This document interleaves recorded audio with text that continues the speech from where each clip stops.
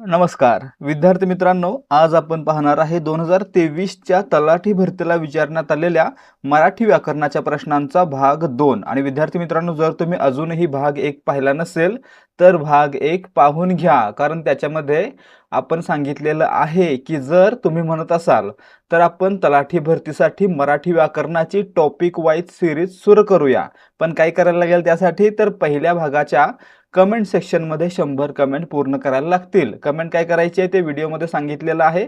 जर नवीन मराठी व्याकरण सिरीज हवी असेल तर त्या व्हिडिओला लाईक करा आणि त्या व्हिडिओ खाली कमेंट करा। आता या भागाला सुरुवात करतोय आपण। पहिला प्रश्न आहे, खालीलपैकी कोणता एकवचनी शब्द आहे? आता या ठिकाणी पहा, भिंतचं एकवचन भिंत हा एकवचनी शब्द असतो, त्याचं अनेकवचन भिंती या ठिकाणी दिलेलं आहे। वातचं वाती, हाकचं हाका, म्हणजे काय झालं तर 1, 2 आणि 4 हे अनेकवचनी शब्द आहेत। त्यांचे एकवचनी शब्द अनुक्रमे कोणते? भिंतीसाठी भिंत, वातीसाठी वात आणि हाकासाठी हाक। ठीक आहे।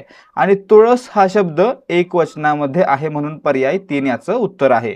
हा शब्द एकवचनामध्ये दिलेला आहे। तुळस या शब्दाचं अनेकवचन काय होतं? तुळशी होतं। ठीक आहे, तुळस तुळशी। ठीक आहे। प्रश्न क्रमांक 2, सज्ञान या शब्दाचा समानार्थी शब्द ओळखा। सज्ञान म्हणजे काय? तर ज्ञान असलेला किंवा शहाणा किंवा चांगल्या वाईटाची समज असलेला। आणि मित्रांनो, या ठिकाणी सुज्ञ या शब्दाचा अर्थ असतो चांगली समज असलेला, म्हणून पर्याय 3 सुज्ञ हा सज्ञानला समानार्थी शब्द आहे। ठीक आहे। साक्षर म्हणजे कोण? ज्याला लिहिता वाचता येतं असा।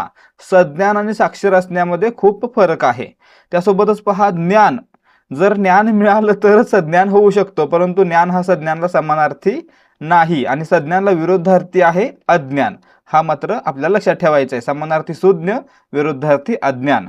प्रश्न क्रमांक 3, पुढील शब्दाचा समास ओळखा। प्रतिक्षण, आता याचा विग्रह कसा होतो पहा, तर प्रत्येक क्षणाला, याच्यामध्ये प्रत्येक हे पद महत्वाचं आहे आणि ज्या समासातील पहिला शब्द महत्वाचा असतो त्याला म्हणायचं अव्ययीभाव समास। म्हणून या ठिकाणी काय झाला, प्रतिक्षण हा शब्द अव्ययीभाव समासातील आहे। पर्याय 3। आता महत्वाची माहिती याबद्दल काय असणार आहे, तर अव्ययीभाव समासामध्ये पहिलं पद हे महत्वाचं असतं आणि बहुधा ते उपसर्ग म्हणून काम करत असतं। त्यासोबतच पुढे पूर्ण शब्द आहे तो क्रियाविशेषणाचं काम करतो, हे देखील लक्षात ठेवायचं। यावर याच्या आधी देखील प्रश्न आलेला आहे। कोणता प्रश्न आलेला आहे, तर लक्षात ठेवायचं आहे, अव्ययीभाव समासातील शब्द हा टिंब म्हणून काम करतो। काय म्हणून काम करतो? तर क्रियाविशेषण म्हणून काम करतो, लक्षात ठेवायचं।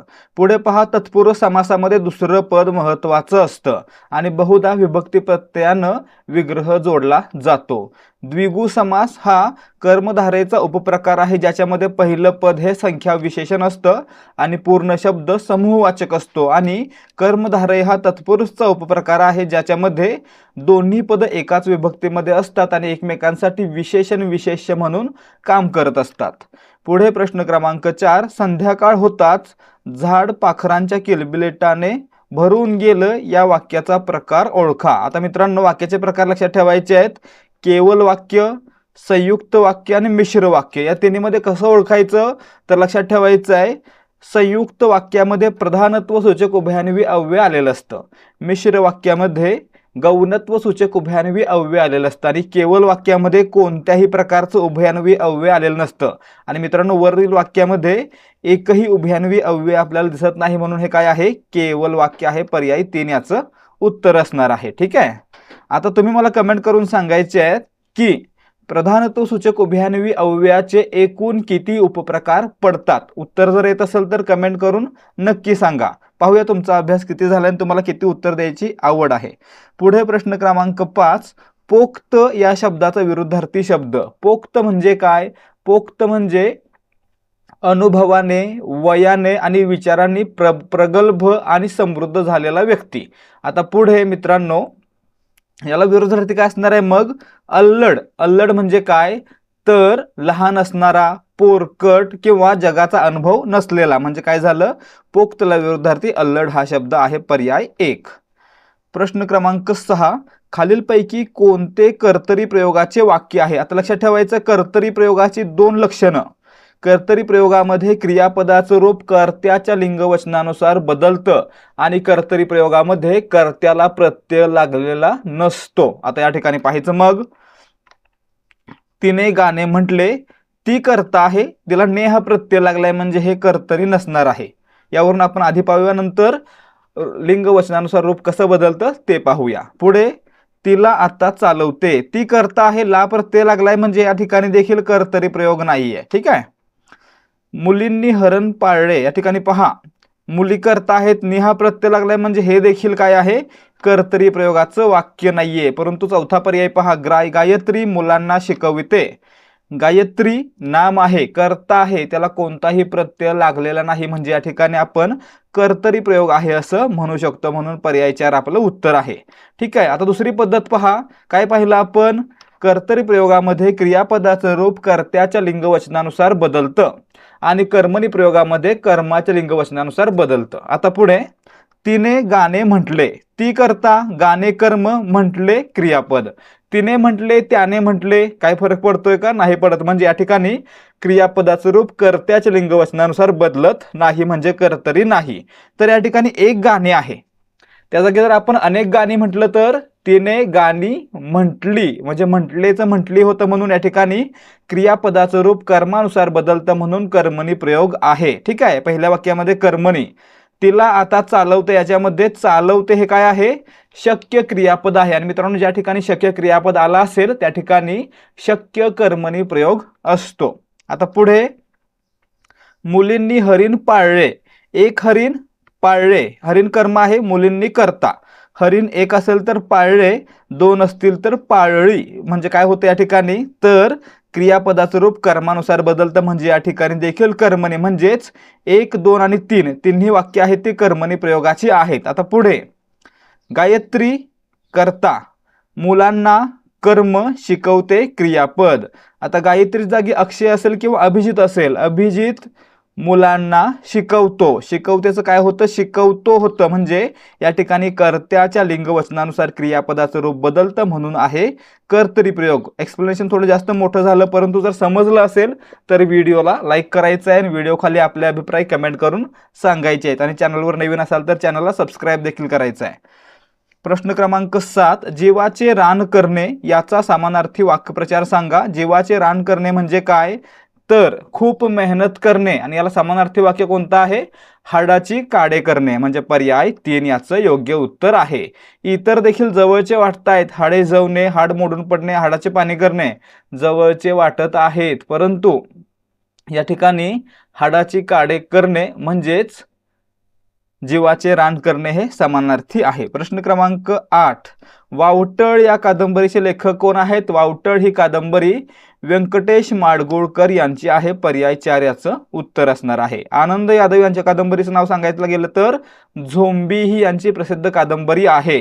दया पवार यांची बलूत ही कादंबरी प्रसिद्ध आहे, हे देखील लक्षात ठेवायचं. प्रश्न क्रमांक 9, अभूतपूर्व या शब्दासाठी अचूक पर्याय शोधा. अभूतपूर्व म्हणजे काय, भूत काळामध्ये कधीही न घडलेली गोष्ट, म्हणजेच पूर्वी कधीही न घडलेला किंवा घडलेली. पर्याय 3 याचं उत्तर असणार आहे. अभूतपूर्व म्हणजे पूर्वी कधीही न घडलेला. ठीक आहे. प्रश्न क्रमांक 10, कल्लोळ या शब्दाचा विरुद्धार्थी शब्द सांगा. या ठिकाणी पहा, कल्लोळ म्हणजे गोंगाट किंवा गलका. या ठिकाणी कल्लोळा समानार्थी शब्द पर्याय 2 मध्ये दिलेला आहे. त्यासोबतच त्याला विरुद्धार्थी कोणता असणार आहे, गलका किंवा गोंधळला विरुद्धार्थी शब्द असतो शांती, म्हणजे पर्याय 1 याचं उत्तर आहे. कल्लोळचा विरुद्धार्थी शब्द आहे शांती. प्रश्न क्रमांक 11, वळीव या प्रसिद्ध कथासंग्रहाचे लेखक कोण आहेत? या ठिकाणी पहा, प्रश्न येतो की शंकर पाटील यांचा वळीव हा टिंबटिंब साहित्य प्रकारातील लेख आहे. कोणता आहे, तर हा एक कथासंग्रह आहे, लक्षात ठेवायचं. आणि कोणाचा आहे, शंकर पाटील यांचा आहे, म्हणजे पर्याय 2 याचं उत्तर आहे. प्रश्न क्रमांक 12, या अगोदर पहा, वि स खांडेकर मराठीतील पहिले ज्ञानपीठ पुरस्कार विजेते लेखक, यांच्या ययाती या कादंबरीला ज्ञानपीठ आणि साहित्य अकादमी पुरस्कार दोन्ही मिळालेले आहेत. प्रश्न क्रमांक 12, मुलांनी आपला अभ्यास करायला नको का या वाक्याचे विधानार्थी वाक्यातील रूपांतर ओळखा. त्या ठिकाणी पहा, मुलांनी आपला अभ्यास करायला नको का, हे काय आहे, प्रश्नार्थी वाक्य आहे. आणि जर त्याचं विधानार्थी करायचं असेल तर काय करायचं, तर त्याच प्रश्नाचं उत्तर लिहायचं. मुलांनी आपला अभ्यास जरूर करायला हवा, हे काय झालं, याचं उत्तर म्हणजे विधानार्थी वाक्य, म्हणून पर्याय 1 याचं उत्तर आहे. ठीक आहे. मुलांनी आपला अभ्यास करावा या ठिकाणी काय दिसतंय, तर कर्तव्य दिसतंय. आणि या ठिकाणी ज्या ठिकाणी कर्तव्य असेल त्या ठिकाणी विद्यार्थी क्रियापद असतं किंवा विद्यार्थी वाक्य असतं. पुढे पहा प्रश्न क्रमांक 13. वाक्प्रचार व त्यांचे अर्थ यांच्या योग्य जोड्या लावा. खितपत पडणे म्हणजे क्षीण होत जाणे किंवा कमजोर होत जाणे. खो घालणे म्हणजे विघ्न निर्माण करणे, एखाद्या कामामध्ये अडचण निर्माण करणे. खडे फोडणे एखाद्याच्या नावानं दोष देणे, एखाद्याला दोष देणे म्हणजे खडे फोडणे. आणि खडे चारणे म्हणजे पराभव करणे किंवा शरण येण्यास भाग पाडणे. म्हणजे आपलं उत्तर काय असणार आहे, 1 4 2 3. कुठं आलंय ते, पर्याय 1 मध्ये आलंय, 1 4 2 3. ठीक आहे. प्रश्न क्रमांक 14. साखरेचे खाणार त्याला देव देणार या म्हणीचा अर्थ निवडा. त्या ठिकाणी पहा, जो व्यक्ती चांगलं खाणार किंवा चांगले विचार ठेवणार त्याच्यासोबत चांगलंच होणार. म्हणजेच साखरेचे खाणार त्याला देव देणार म्हणजे आपलं उत्तर काय असणार आहे, जो चांगली इच्छा करतो त्याला चांगला लाभ होतो. म्हणजे चांगले विचार असतील तर आपलाच फायदा होतो किंवा आपल्यासोबत काहीच वाईट होऊ शकत नाही, म्हणून पर्याय 2 याचं उत्तर आहे. प्रश्न क्रमांक 15. हरभऱ्याच्या झाडावर चढणे म्हणजे काय, तर एखाद्याच्या प्रशंसेला भुलणे, तो स्तुतीला भुलणे, म्हणजे पर्याय 3 याचं उत्तर आहे. ठीक आहे. हरभऱ्याच्या झाडावर चढणे म्हणजे स्तुतीला भुलणे. ग ची बाधा होणे असं विचारलं तर ग ची बाधा होणे म्हणजे गर्व होणे. प्रश्न क्रमांक 16. सुहासने गोष्टीचे पुस्तक वाचले यातील प्रयोग ओळखा. या ठिकाणी पहा, सुहास वाक्यातील कर्ता, गोष्टीचे पुस्तक वाक्यातील कर्म आणि वाचले क्रियापद. आपल्याला कसं ओळखायचं आहे, क्रियापदाचं रूप कशानुसार बदलतंय ते पाहायचं आहे. सुहासने गोष्टीचे पुस्तक वाचले, सुहास कर्ता आहे. जर आपण या ठिकाणी दुसरं नाव घेतलं कोणतं तरी, समजा आपण या ठिकाणी प्रीती म्हणालो, प्रीतीने गोष्टीचे पुस्तक वाचले, वाचले हे क्रियापद बदललं का, नाही. मुलांनी गोष्टीचे पुस्तक वाचले या ठिकाणी देखील क्रियापदाचं रूप वाचले हे बदलतं का, नाही. म्हणजे कर्त्यानुसार क्रियापदाचं रूप बदलत नाही, म्हणून कर्तरी प्रयोग या ठिकाणी नाही आहे. ठीक आहे. आता पुढे, पुस्तक हे कर्म आहे, एक पुस्तक आहे म्हणून वाचले, जर 2 असती तर वाचली असं झालं असतं ना. म्हणजे काय होतं, कर्मानुसार क्रियापदाचं रूप बदलतं, म्हणून या ठिकाणी आहे कर्मणी प्रयोग, पर्याय 3 याचं उत्तर. ठीक आहे. पुढे आणखी पद्धत कोणती होती आपण पाहिलेली, ज्या ठिकाणी कर्त्याला प्रत्यय नसतो त्या ठिकाणी कर्तरी प्रयोग, आणि ज्या ठिकाणी कर्माला प्रत्यय नसतो त्या ठिकाणी कर्मणी प्रयोग. आणि या ठिकाणी पहा, सुहासने कर्त्याला प्रत्यय आहे आणि पुस्तक कर्माला प्रत्यय नाही, म्हणून या ठिकाणी काय झाला, कर्मणी प्रयोग. हे देखील लक्षात ठेवायचं. प्रश्न क्रमांक 17. गर्दीत म्हातारा किती वेळ थांबेल याचे अर्थ न बदलता नकारार्थी वाक्य करा. त्या ठिकाणी पहा, नकारार्थी करायचं असलं तरी देखील काय करायचं, या प्रश्नाचं उत्तर द्यायचं. गर्दीत म्हातारा किती वेळ थांबेल, गर्दीत म्हातारा फार वेळ किंवा जास्त वेळ थांबू शकणार नाही, म्हणून याचं उत्तर काय असणार आहे, पर्याय 2. गर्दीत म्हातारा जास्त वेळ थांबू शकणार नाही. लक्षात ठेवायचं, प्रश्नार्थी वाक्य असेल तर त्याचं विधानार्थी किंवा नकारार्थी करताना त्याचं उत्तर देऊन टाकायचं. ठीक आहे. प्रश्न क्रमांक 18. पावनखिंड या कादंबरीचे लेखक कोण आहेत, पावनखिंड ही रणजित देसाई यांची कादंबरी आहे. कोणाची, रणजित देसाई यांची, म्हणजे पर्याय 2 याचं उत्तर आहे. काय लक्षात ठेवणार आपण याबद्दल, रणजित देसाई लिखित पावनखिंड हे टिंबटिंब साहित्य प्रकार आहे. काय आहे, एक कादंबरी आहे. ठीक आहे. प्रश्न क्रमांक 19. ज्याने पुष्कळ ऐकले व वाचले आहे असा या शब्दसमूहाबद्दल एक शब्द लिहा. या ठिकाणी पहा, ज्याने पुष्कळ ऐकले व वाचले आहे अशा व्यक्तीला काय म्हणायचं, बहुश्रुत असं म्हणायचं. पर्याय 2 याचं उत्तर असणार आहे. ठीक आहे. काय म्हणणार आपण, ज्याने पुष्कळ ऐकले व वाचले आहे अशा व्यक्तीला बहुश्रुत म्हणणार. ठीक आहे. प्रश्न क्रमांक 20. आखाड्याच्या मैदानात पहिलवानाची किंमत या म्हणीचा योग्य अर्थ असलेला पर्याय कोणता आहे. त्या ठिकाणी पहा, म्हण कोणते दिले, आखाड्याच्या मैदानात पहिलवानाची किंमत म्हणजे काय, तर ज्या ठिकाणी त्या व्यक्तीचं किंवा त्या वस्तूचं स्थान आहे त्याच ठिकाणी त्या व्यक्तीला किंवा वस्तूला योग्य किंमत मिळू शकते. म्हणजेच एखाद्या व्यक्तीला योग्य ठिकाणीच योग्य किंमत मिळू शकते. म्हणजे आपलं उत्तर काय असणार आहे, माणसाला योग्य ठिकाणीच किंमत मिळते, म्हणून पर्याय 4 याचं उत्तर असणार आहे. लक्षात ठेवायचं.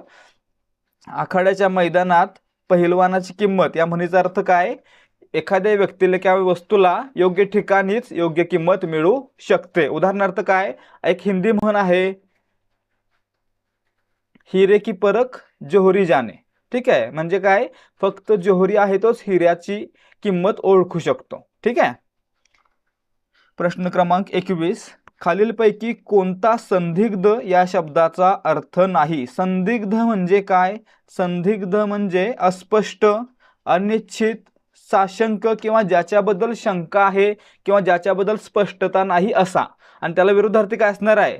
स्पष्ट, निश्चित किंवा निसंदेह. म्हणजे आपलं उत्तर काय असणार आहे? पर्याय 1. संदिग्धला विरुद्धार्थी निसंदेह हा शब्द आहे आणि इतर 3 आहेत ते संदिग्धचे समानार्थीच आहेत. प्रश्न क्रमांक 22, खळ या शब्दाचा समानार्थी शब्द निवडा. आता खळ याच्या दोन अर्थ आहेत. खळ म्हणजे तर पताका चिकटवण्यासाठी वापरला गेलेला द्रव, आणि दुसरा अर्थ कोणता आहे? वाईट किंवा दुर्जन. वाईट व्यक्ती किंवा दुर्जन व्यक्तीला आपण काय म्हणणार? खळ म्हणणार. म्हणजे पर्याय 4 याचं उत्तर आहे. ठीक आहे. याचं उदाहरण आपण कोणतं पाहू शकतोय? सदरक्षणाय खलनिग्रहणाय. याच्यामध्ये काय आहे? तर खलनिग्रहणाय म्हणजे खलाचा किंवा वाईटाचा नाश करणे. ठीक आहे. प्रश्न क्रमांक 23, चातुर्मास या शब्दाचा समास ओळखा. आता आपण पाहिलं द्विगु समासाची व्याख्या. याच्यामध्ये काय असतं? पहिलं पद संख्या विशेषण आणि पूर्ण शब्द एक समूह असतो, समूहवाचक असतो. आणि या ठिकाणी पहा, चातुर्मास, चातुर्मास मध्ये चातु हे काय आहे? पहिलं पद, आणि हे काय आहे? एक संख्या विशेषण आहे. आणि पूर्ण शब्द 4 महिन्यांचा समूह. म्हणजे काय झालं या ठिकाणी? चातुर्मास हा शब्द द्विगु समासातील आहे. म्हणजे पर्याय 2. याचा विग्रह विचारतील तर काय सांगणार? 4 महिन्यांचा समूह किंवा 4 मासांचा समूह. पुढे कर्मधारय समास कधी असतो? आपण पाहिलेला आहे. बहुव्रीही कधी असतो? जेव्हा दोन्ही पदे महत्वाचे नसून तिसऱ्याच पदाचा बोध होतो त्या ठिकाणी बहुव्रीही समास. द्वंद्व कधी? जेव्हा सामासिक शब्दातील दोन्ही पदे महत्वाचे असतात तेव्हा द्वंद्व समास. प्रश्न क्रमांक 24, विधायकचा विरुद्धार्थी शब्द. विधायकला विरुद्धार्थी शब्द असतो विघातक. पर्याय 4 याचं उत्तर आहे. प्रश्न क्रमांक 25, योग्य पर्याय निवडून खालील म्हण पूर्ण करा. आजा मेलानी टिंबटिंब झाला. म्हण काय आहे? आजा मेलानी नातू झाला. म्हणजे पर्याय 4 याचं उत्तर आहे. याचा अर्थ काय असतो किंवा याचा वापर कधी होतो? जेव्हा एक दुःख आलेलं असतं आणि त्यासोबत एखादा आनंदही येतो. म्हणजेच जेव्हा एखादी चांगली गोष्ट घडते, एखादी वाईट गोष्ट घडते त्यासोबत एखादी चांगली गोष्ट देखील जर घडली तर त्या ठिकाणी आपण ही म्हण वापरू शकतो. काय लक्षात ठेवायचं? जर एखादी वाईट गोष्ट घडली आहे आणि त्याच वेळी जर चांगली गोष्ट घडली, म्हणजे जर नुकसान झालेलं आहे आणि त्याच वेळी जर फायदा देखील झाला असेल तर त्यावेळी ही म्हण वापरली जाईल. आजा मेलानी नातू झाला. म्हणजे आजोबांचं दुःख आहे परंतु नातू झाला याचा आनंद देखील आहे. म्हणजेच एक गोष्ट वाईट घडली तर एक गोष्ट चांगली घडली असेल त्याच वेळी ही म्हण वापरली जाईल. तर विद्यार्थी मित्रांनो, हे होते आजचे प्रश्न. जर तुम्हाला आजच्या प्रश्नांचे स्पष्टीकरणासह उत्तर आवडली असतील तर व्हिडिओला लाईक करा आणि व्हिडिओ कसा असायला हवा याबद्दल जर काही अभिप्राय असतील तर व्हिडिओ खाली कमेंट करून सांगा. त्यासोबतच याच प्रकारचे आणखी व्हिडिओ पाहण्यासाठी ध्येयाधिकारी स्पर्धा परीक्षा मंच या आपल्या YouTube चॅनलला सबस्क्राईब देखील करा. भेटूयात पुढच्या भागामध्ये. जय हिंद, जय भारत आणि जय महाराष्ट्र.